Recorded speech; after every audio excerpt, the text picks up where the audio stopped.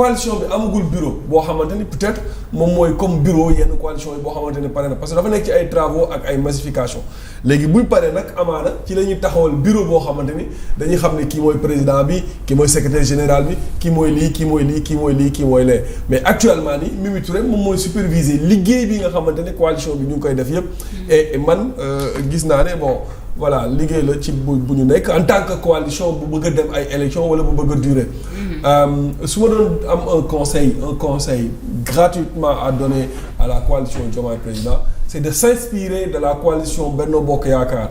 Macky Sall était un génie politique. Macky a fait que depuis 2012 ba 2024 mu tenir une coalition une aussi grande coalition comme la coalition Benno Bokk Yaakaar mu tenir ko amul benn défection ba 2024 ba ñu dem élection ba élection yi ba ñu perte élection mu doogay am mu gars yi doogay génn ci coalition bi et ça méthode boobu noonu il va falloir que président peut-être mu am poigne bu baax a baax mais mu xam nan lay mën a manager groupe pour mën a tenir cette coalition jusqu'à ñu mën a dem ci ay élections mais ça ne sera pas chose facile. saa yi. oui. li nga wax ni ci Benno Bokk Yaakaar. oui. seetlu bu baax. c'est le même méthode. c'est Macky qui nomme c'est Diomaye qui nomme moo tax bi ñu naan daa am ñu doon xeex Mimi ak nangam xamuñu comment il procède boo seetloo c'est Diomaye mooy décider kii mooy toog fii kii mooy def lii kii mooy def lii ñoom ñëpp dañ ci d'accord. oui c'est vrai. pour mu bañ a am ay xëccoo ay querelle de positionnement ay nangam c'est le même. mode moom la ñuy def. moom lay def ak benn moom lay def oui. naa moom Diomaye mu ngi ci tànku 2027 Fatima pour certainement les locales ah.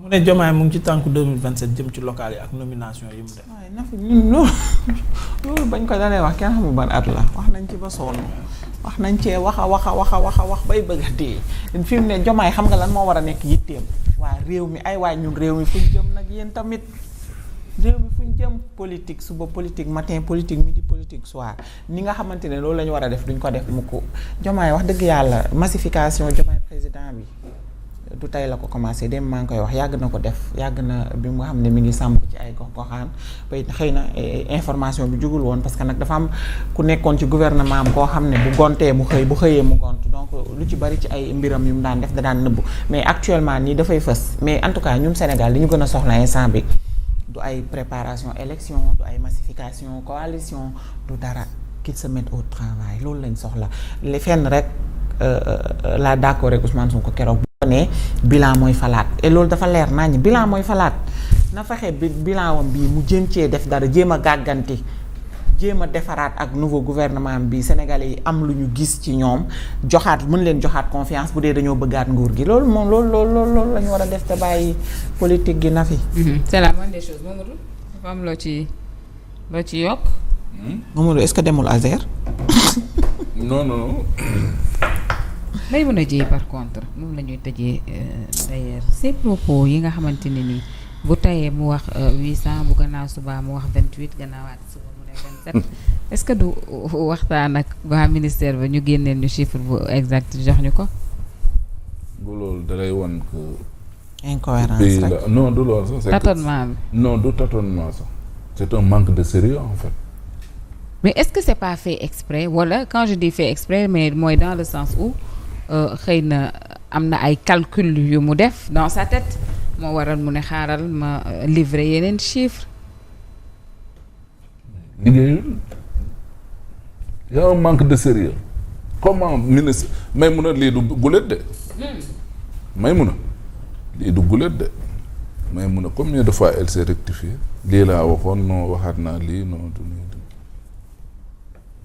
dalay wan véritablement le profil des gens ñu doon diriger en réalité parce que koo xam ne tey mu wax li su mu wax le lendemain elle reprend sa calculette non chiffres yi dama ci juum y a pas de sérieux y a pas de rigueur en réalité ci koo xam ne mi ngi yor poste ministériel bu toll noonu dalay wan véritablement ñu doon jiite ñan la li ngeen wax nii ci passation de service yi day wan ba léegi nii rek sénégalais yi ne leen ñi leen doon jiite ñii la amul leneen léegi nag ñu ciy jàngee ne ndekete ñun genre gii nañ faloon ministre de la République bu la mënul wax ay chiffres yu baax ça pose problème. Et ça porte à équivoque. parce que bu fekkee ne yow da ngay juum ci li ngay wax li tey nga wax lii suba nga wax lële mais nit ñi seen xel day làmbe dinañ ne kii lan moo xew kon il y a anguille sous roche, les gens sont libres de penser à ce qu'ils veulent. léegi nag wax ji loolu la heureusement que Diomaye a apparemment fait un bon reprofilage par rapport ak ñi ñëw seen background seen jaar-jaar. On va les juger ci seeni résultats mais sur le papier par rapport ak koo ci xool ku ne ak jaar-jaaram ak ñoom seen mais ba ci la dernière en date c'est le monsieur qui a été promu au poste de ministre en charge de l'agenda 2050. Oui, comment il s'appelle encore?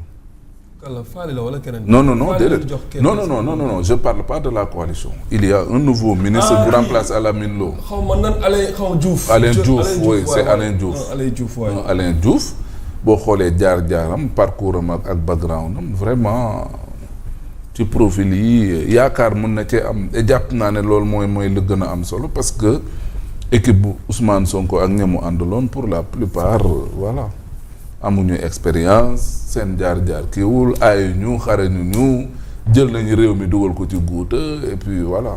li ci des nag on verra maintenant pour démission yi xew fële ca assemblée nationale moom joué la loolu la yàlla def ñii ñoom lépp joué nañ ko def ñoom république bi joué la assemblée nationale joué la ministère yi tamit joué la moo tax y a pas de sérieux y a pas de rigueur jeex na loolu moo waral li ni mel maintenant il faut pas leur donner attention boo xam ne demain ils vont dire que oui il faut ñu créer contre-feu génn ay démission presse bi nag topp ci du jouer leur jeu parce que scandale yi ñuy tudd fii fan yi mooy problème scandale sur scandale tout le temps yéen a ngi ci scandale yi loolu moom moo waral nag ngeen war a xam def focus ci tey l'argent du contribuable li ñu may dagg di ko dagg di leen ko dagg mais suñu xaalis fan la dugg li ñu def ci à la tête de ces ministères là loolu moo war ñu gën a préoccupé wu et lan la Diomaye ak équipe bam di proposer pour que véritablement ñu génn ci guute gi ñu nekk